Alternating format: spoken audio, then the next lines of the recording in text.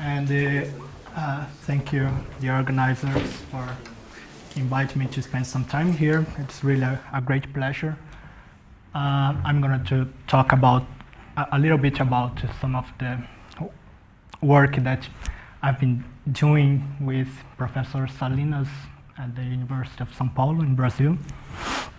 And before I talk more about the specific works, I'd like to say a few general things about the methods that we consider here. We've already had some very nice talk by Professor Osipov on mean field methods in statistical mechanics, and you probably well know that there are several ways of doing mean field theory in statistical mechanics. And I've selected here a couple of methods that you can use that in principle, in the end, will give the same set of critical behavior near transition or something like that. For instance, you can have variational methods, and I've read all those names here to refer to this type of approach: Gibbs, Spires, Bogolyubov, Feynman, all those types. I'm pretty sure that Professor Virga is very familiar with this type of techniques.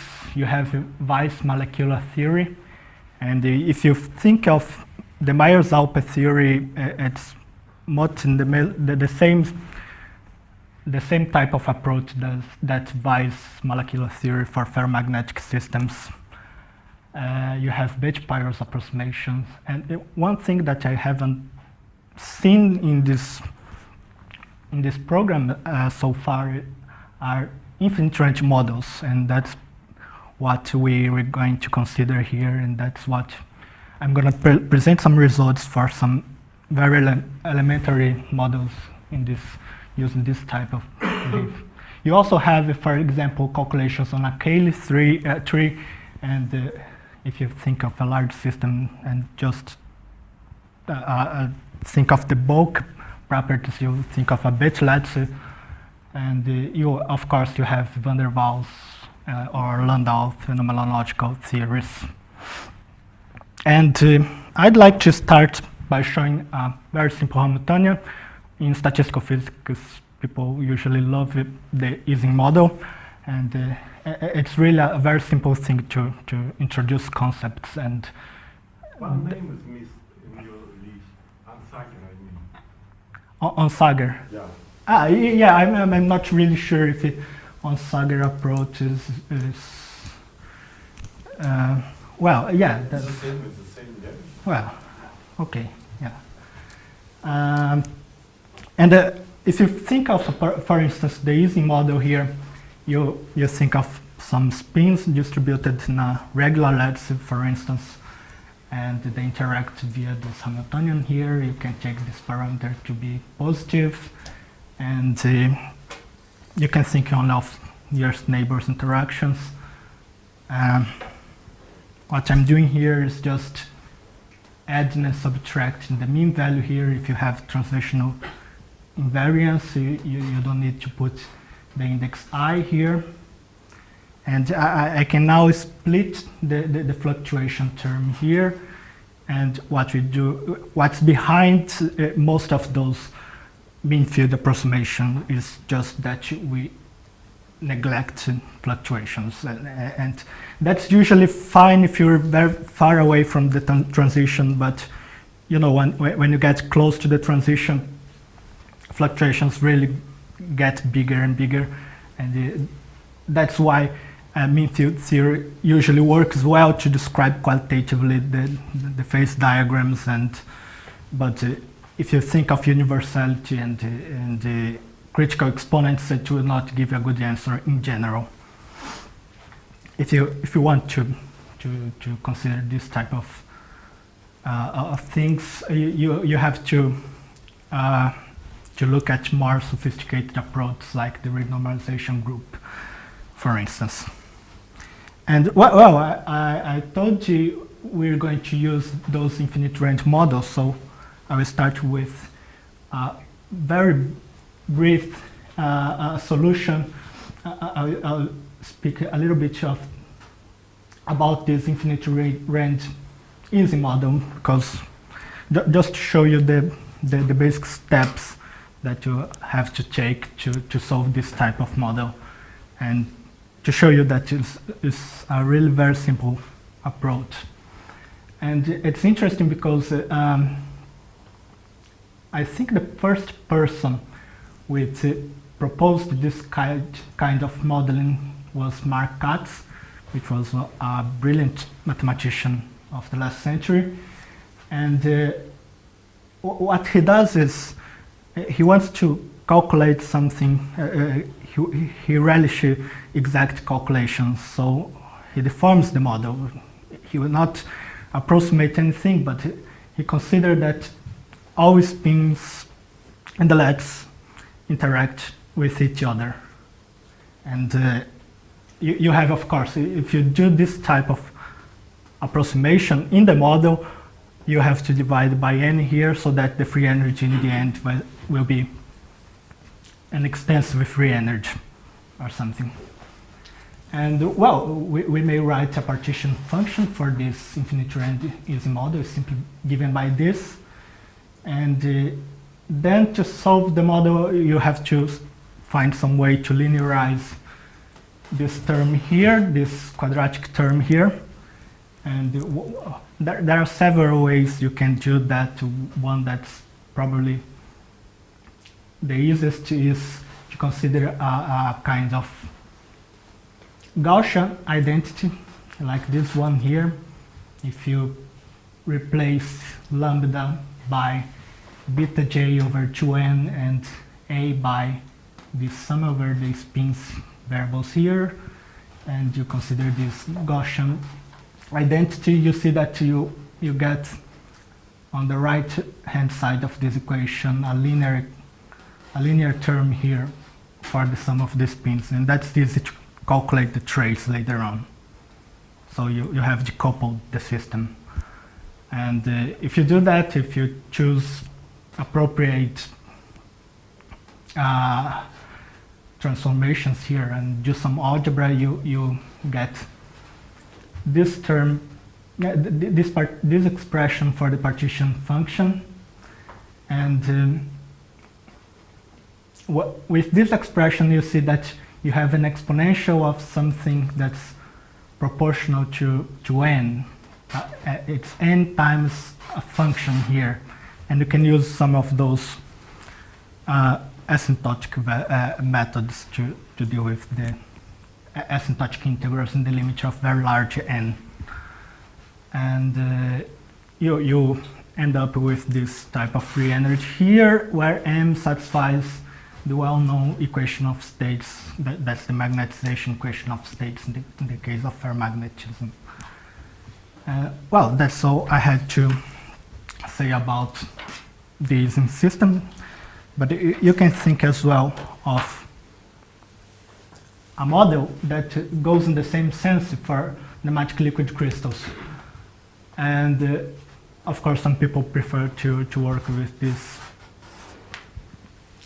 chemical formula here, and some people prefer to work with those geometric forms, and I'm just working with unit vectors.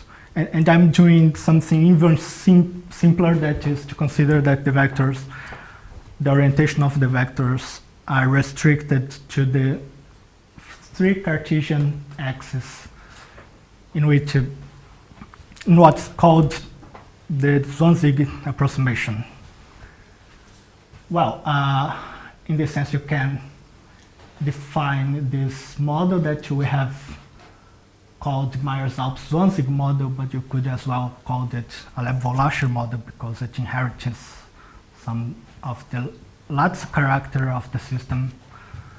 And you have here a quadrupolar tensor that's given by this expression, and you can do all the calculations and solve the model exactly, and you arrive at this expression for the free energy, where the components of the Q tensor will obey this set of self-consistent equations here.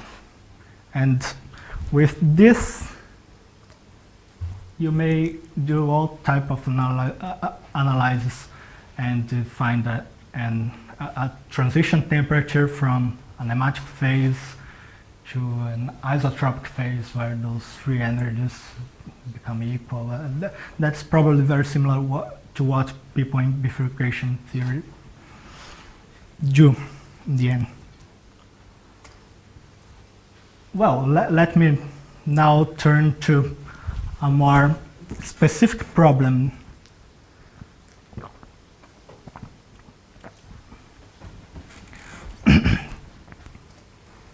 And the problem I'm gonna consider here is to find a statistical model for mixtures of disks and rods. And the objective here is to analyze the stability of the biaxionomatic phase depending on the type of disorder that we're gonna consider here. We have at a very, I think the biaxionomatic phase was first predicted by Fraser in 1970, and the first experiment, I think there is some controversy about this phase diagram and so on, but the first experiment, as far as I know, is by Yu and Zalpin in 1908 with this ternary mixture of potassium laurate, decanol and water, and they did find a nematic biaxial phase here between two nematic uniaxial phases for those lyotropic systems. It took much longer to find a biaxionomatic phase for thermotropic liquid crystals, and here I'm showing this paper by Luckhurst in 2004, very soon after this type of biaxionematic phase has been found for those banana-shaped molecules. And well, what I'm really interested in this problem is to study the stability of the biaxionomatic phase in the mixture of disk and rod-shaped mesogenes. I don't know if any of you have seen any report of a really biaxionomatic phase for this kind of system. The closer that I think people got to was this complete miscibility of disks and rods in this paper, in this chemical communication paper here. I don't know if there's anything else. Well, we can, of course. They did not claim it was biaxial in that paper. Yes, yes. They don't do measurement to establish biaxial. They only say it's miscible. Yes, that's true. That's what I'm telling. Yes. And well, you can consider a very simple model for mixtures of rod-shaped and disc-shaped mesogenes. And this is our model. The thing that we're including here is this disorder variable lambda I, and I'm gonna say that lambda I is +1 in the case of rods, and it's -1 in the case of disks.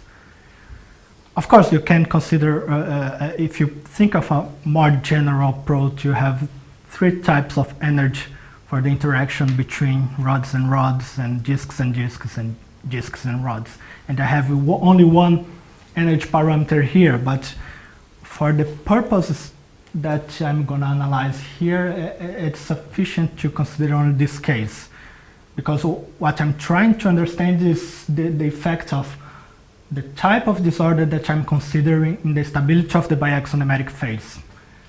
So, for instance, you can take those variables to be quanted random variables, and in this case, you do find a stable biaxionomatic phase between 2 uniaxionomatic phases, and they are separated by second-order transition lines.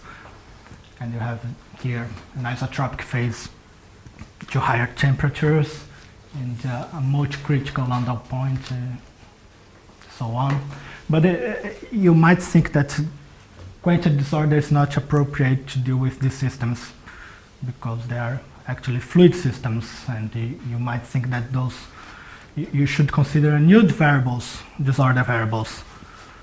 And if you consider that, you don't get a stable biaxonematic phase. It's metastable, and what you get is this phase diagram with those coexistence lines between two nematic uniaxial phases. This is all very standard to calculate, and you might ask yourselves what happens in between the totally quanted case and the annulled case, for instance. And for this kind of approach, you don't have standard statistical mechanics, as far as I know, to treat the intermediate case. And you don't have a standard, but you do have some attempts to treat those cases. And I have picked one here that was developed by some spin glass theorists at school, and Sherrington and Penny in Oxford. And the basic idea of this approach is that they consider two sets of variables, of course. You have fast dynamical variables like the spin or local nematic directors or something like that. And you have slow disorder variables, like, for instance, you can think of dilution or a variable that's associated with disorder, with mixture or something like that. And those two sets of variables are associated with two different heat baths at temperatures T and T lambda, for instance. Well, for a fixed set of these disorder variables here, what you get for the probability of a given microstate is this expression here, that's the Gibbs probability, but that would correspond to the quanted case. If you want to describe the intermediate case, you have to allow lambda I to change in some manner. And you can, of course, write a set of Langevin equations that's actually very standard. So far, you can consider white noise here with zero average, and at your base a certain Einstein relation in order to guarantee that the equilibrium is satisfied, the Gibbs probability of equilibrium is satisfied. And now you have to rely on some very uncontrollable approximations, of course. As I said, you don't have a very bona fide theory to this kind of systems. And this approximation is based on the following assumption. You have different, very separated relaxation times. You assume that, for instance, the spin or the dynamical variables of your systems relax much quicker than the disorder variables. And if you do that, you can rewrite this term here as an average over the dynamical variables, the fast variables here. That's, of course, an uncontrollable approximation. I'll not pretend it's not. And when you do that, you can rewrite this average here like the derivative of this effective Hamiltonian, where this effective Hamiltonian is given by this. And you can plug this derivative back into the Langevin equation and get something like that. And you believe that you expect that the equilibrium distribution will be given by this. And if you do this type of approach to the nematic systems that we're considering, you get a free energy that is given by this expression here, where this effective partition function is given by this. And you notice that you have an exponent n here that's a quotient between two temperatures, the two temperatures associated to the two sets of variables. you see from this expression that you recovers the annealed case when n is equal to 1. Unfortunately, I don't know of any measurement for nematic systems of those two temperatures or of those relaxation times to support this claim, but well, we can calculate anyway and see what happens. There are, for spin systems, for instance, for magnetic systems, there are some measurements in some cases where this seems to work very well. Well, it's in this paper here. And we come back here to the disorder Myers-Zwanzig model, and then it's given by this. You can apply the replica method and calculate exactly the free energy. And you can do all sorts of analysis with this free energy.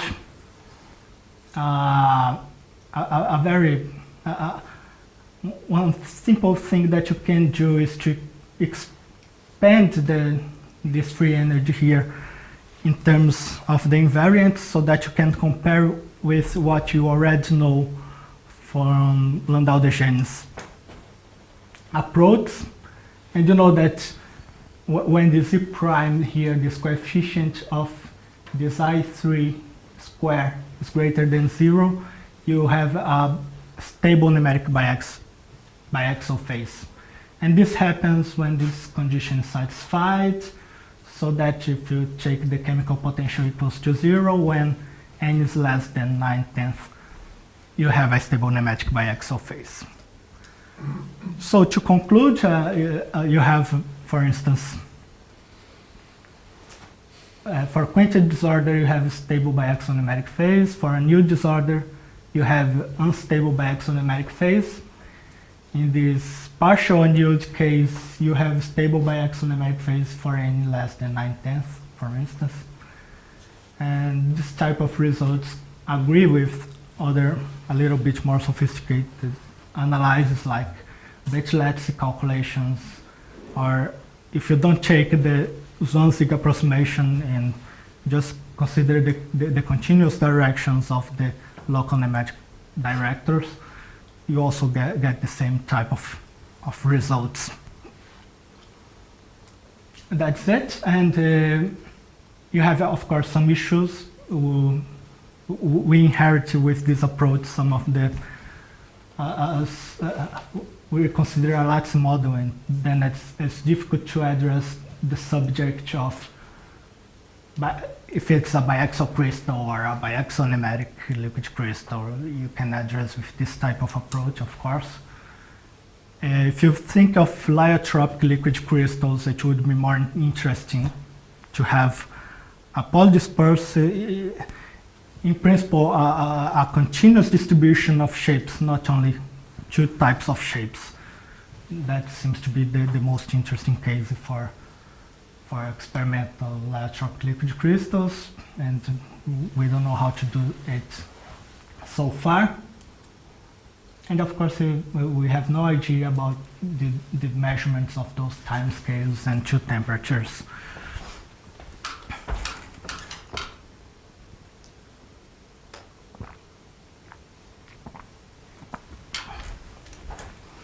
But now I'm moving on for another type of systems and describe some phase transitions and properties based on some elementary models for nematic elastomers.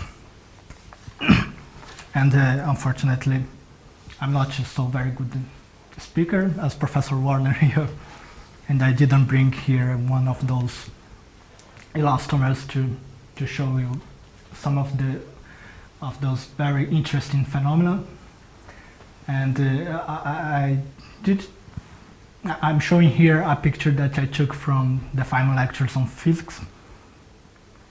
You have here a rubber band that's hanging a weight, and if you approach the flame of a candle, instead of dilating, the rubber band will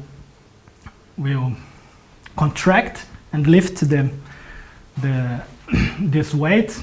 And Feynman is using this example of the rubber band to explain the first law of thermodynamics. You can You can also think of an engine like this, and if you Google it or look at YouTube, you see that people are able to show this phenomena here. And to understand this kind of phenomena, you have to look closer into the structure of these materials, and they are composed by cross-linked polymer networks that for a large range of temperatures, the main contribution to the free energies has entropic origin, and that's what gives rise to this type of phenomena. And you might as well ask yourselves what happens if mesogens are attached to the polymer network. And I think the first person who published a paper in this, I'm not really sure, was Dejean. And in fact, people have devised several ways of attaching those mesogens in the polymer chains, and what you end up with is a hybrid material with rubber elastic properties and nematic orientational order. Well, some of the intriguing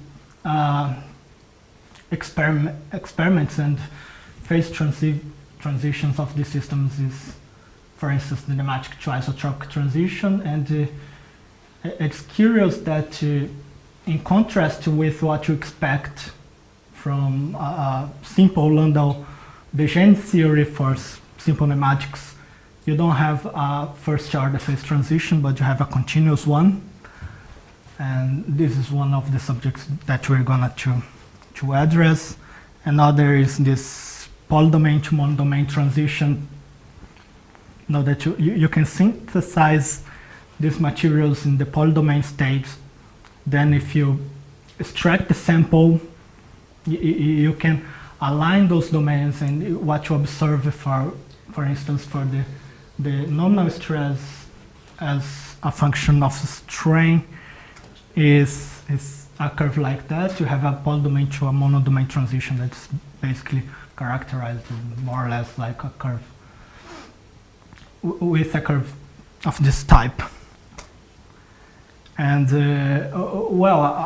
when I was looking for the proper model to consider, I discovered that Jonathan Salinger and Ratna, I don't know what his first name is, had already published a paper where they performed some nice simulations here for these systems, and their theories actually combines Warren and Terenchev's neoclassical theory of elasticity, the Lebov-Lasher model to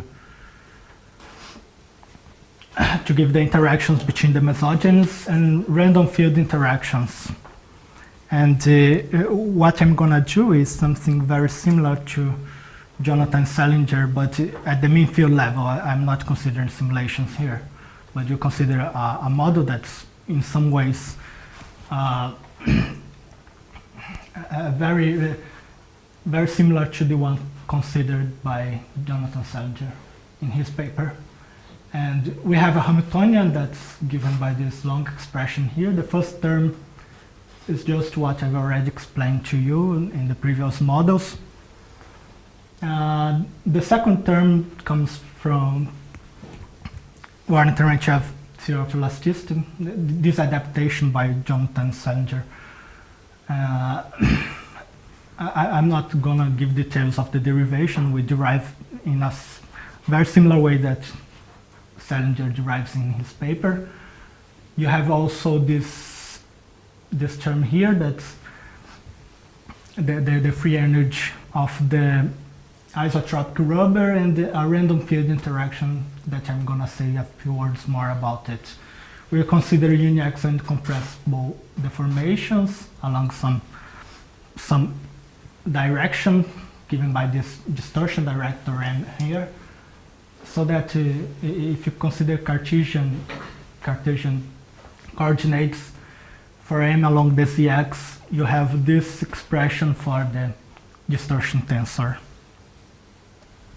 And as I said, random fields in the case of elastomers have a much more clear interpretation than usually they have in some other systems.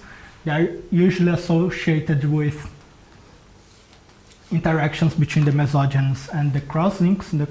In the crosslinks, you can have either a mesogen serving as a bridge, or you can just have some anisotropic axis that interacts with a neighboring mesogen, and we model this type of interaction with this type of random field interaction here. And we assume that the probability of a certain director of these random fields is given by this expression, so that we can choose C equals 1/3 to model samples that are synthesized in the isotropic state, and C greater than 1/3 to model samples that are synthesized in the nematic state. Well, we can as well consider a stress, the effects of stress in the system as well, and calculate all statistical properties in this stress ensemble if you like. And you may have up to 3 solutions, for instance, and you do all kinds of analysis that is usual in this field to find what is the correct solution and to study the phase transition. One of the things that we find is that for an isotropic disorder, that is for samples that are synthesized in the nematic states, we can't find a continuous transition with increased disorder. Well, the correct expression would be to say that we find the transition is destroyed actually, because you don't have a critical point here. You have actually it's like adding a field in a magnetic system. But in any way, that's more or less what you find for an isotropic disorder. You can plot, for instance, a phase diagram where the transition is continuous to the right of this line here, and you observe that that transition is always discontinuous for samples that are synthesized in the isotropic state. We can also plot the stress-strain response, and here I'm plotting for different disorder energy parameters here, and what you observe is something that looks very much like the PV diagram of a simple fluid. And here the disorder strength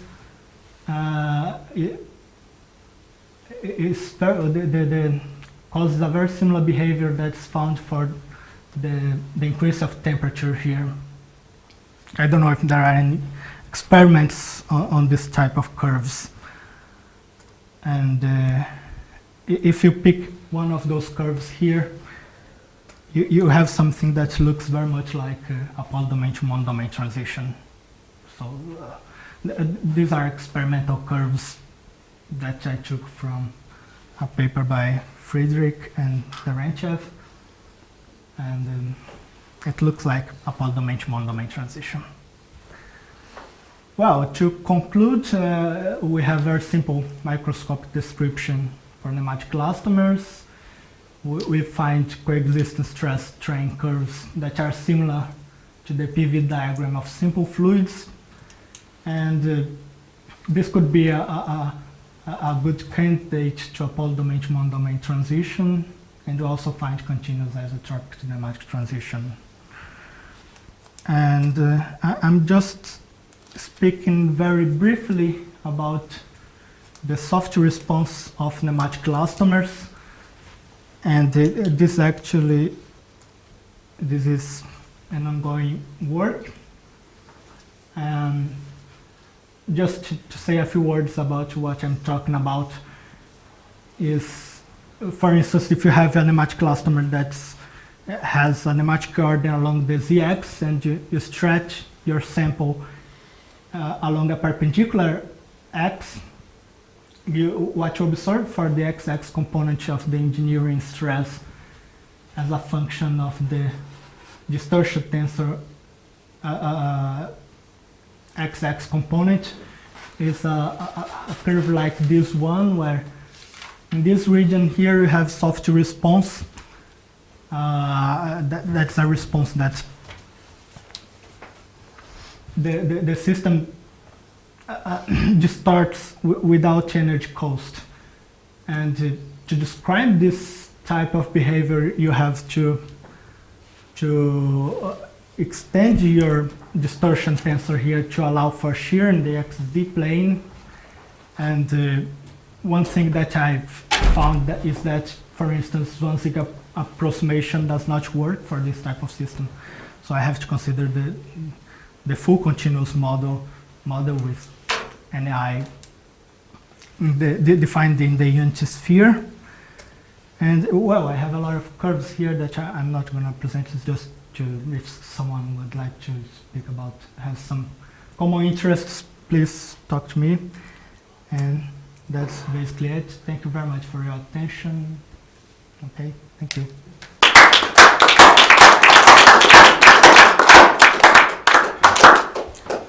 Are there any questions? Maybe I misunderstood what you said.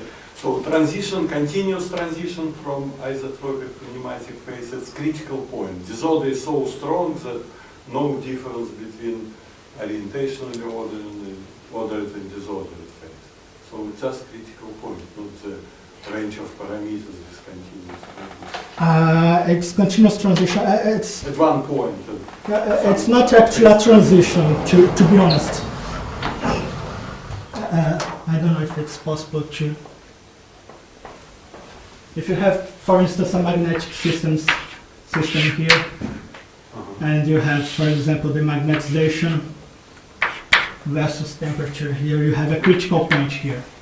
But if Okay, you second order phase transition, I would say. yes, yes, Not at the related point. that's a phase transition. That's a true critical transition. And if you have a small magnetic field, this curve will look like that. Yeah, What you have is something that looks like that. It's not a true critical and transition. first order phase transition at the left. And magnetic field, of course. Yeah. Some more questions? Tell me, what was the sense of having the annealed case for these lambda variables? Because that would correspond to there not being rigidly a rod or rigidly a disk, but something in between. Well, at first we were thinking about allotropic systems. So when you add, for instance, decanol in those systems with a mixture of water, decanol, and potassium laurate, and what you have is something that changes its shape continuously. Right. You can think that this change of shape is just fixed in the quantity case, but you can think that it can change in order to minimize the free energy. That would correspond to the annealed case, for instance. Yeah.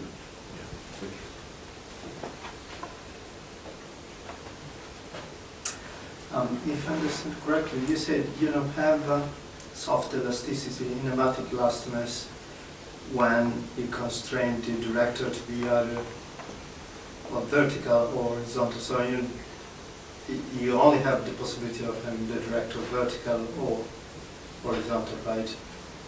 Yes, So if I consider this Zwanzig model, I don't find a soft solution with. Right. Is it No possible variation. that you can recover soft elasticity if you allow more freedom? Yes, to, yes. So like, because I can imagine that if you want to mimic stripes, then you want to have the direction in this direction and the other direction in the other. So you want to allow also 45 degrees. I'm really not sure if that's the picture that I find here, for instance. I've tried both, for instance, just let's say Z, X, Y here. I think it should be X, Y. I've tried this Zwanzig model with the nematic directors along those three axes here, and I've had some other discrete set, but also a kind of Zwanzig approximation, and it does not lead to a soft transition. As far as I've looked, I didn't find. But when I consider the full model, defined into sphere, I'm able to find a soft transition these days. But is it possible that if you consider a discrete model, not a continuous direct orientation, I don't know. then you can recover soft elasticity as well? Will it work? I'm not really sure. It's possible. The discrete model is more like a Martensite then. And Yes. you know, the Martensite, it is much more difficult because you've only got a discrete number of possibilities and you've got to transform between them, and there are mechanical constraints of rank 1 connectedness and so on. So it's a much more difficult problem, I think, than the elastomer problem where you have a continuous, in reality, a continuous range of freedom. So it probably can be done, and the specialists are people like De Simone and others who I think not here. They would know. But even for the simple level, nematic isotropic transition, if you constrain from a continuous SO3 group to a finite group, you have what's called a Potter model in science. Yes, it has And some the other type time of the magic transition is in very it. wrong. It's very different. I don't know what the other parameter is for your model, but I expect it's probably much higher than. It's different, but in the qualitative point of view, it gives the same type of results. People have done the same type of calculations, consider the continuous First paper of model. Lebolasio, when he did simulation, was actually on a model of this type, finite, discrete set. And then it turned to a continuous one, because the other was really very high. There's something strange, is there not, about the Selinger and Ratner model, because the various domains pick up a deformation which is the same everywhere, isn't it? It's a mean field of deformation. Yes, that's true. And That's so true. I would be really happy to have a true microscopic theory for this without having a global distortion tensor for Yeah. everybody. Yeah, that's true. That's one of the critics, for instance, of the referee. When I trying to convince it that those curves looked like a polydomain to monodomain transition. Yes. That you have a global distortion tensor.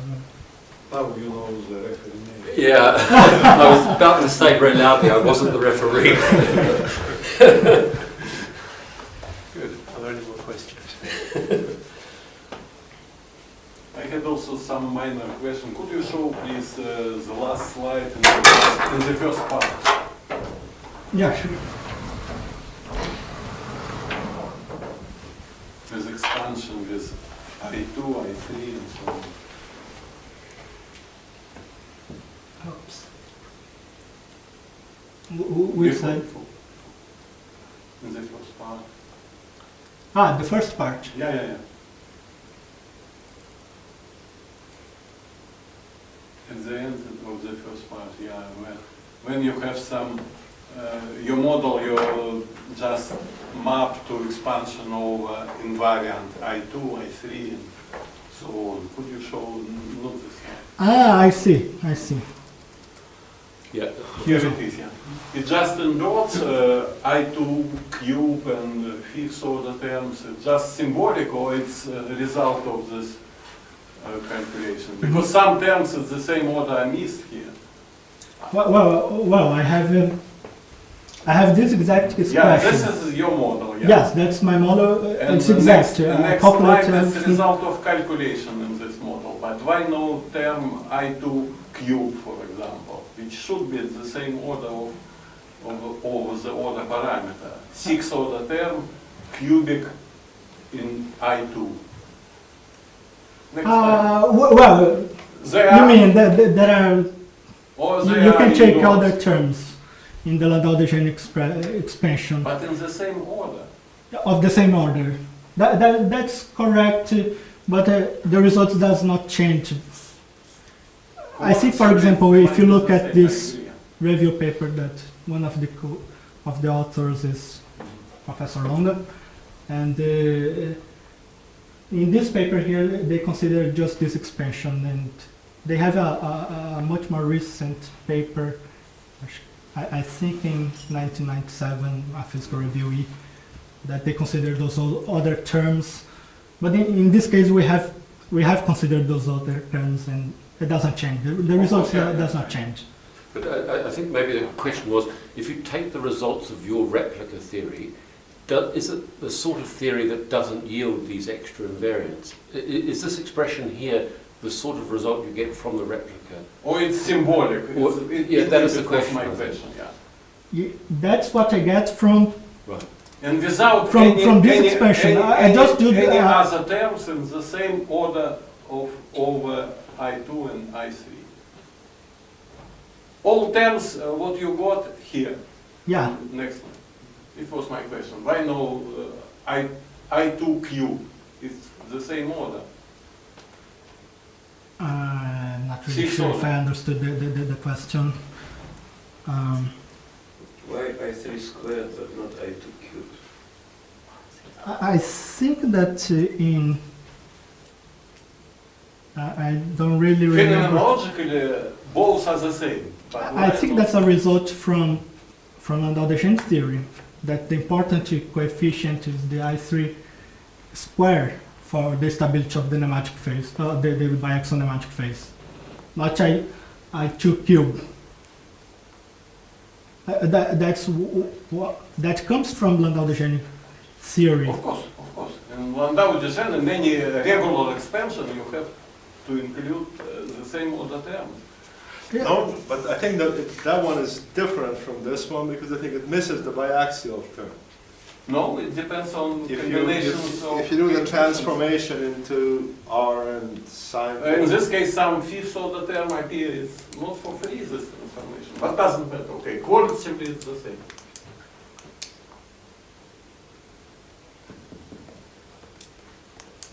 Okay. Oh, if there are no more questions, let's thank Danilo again.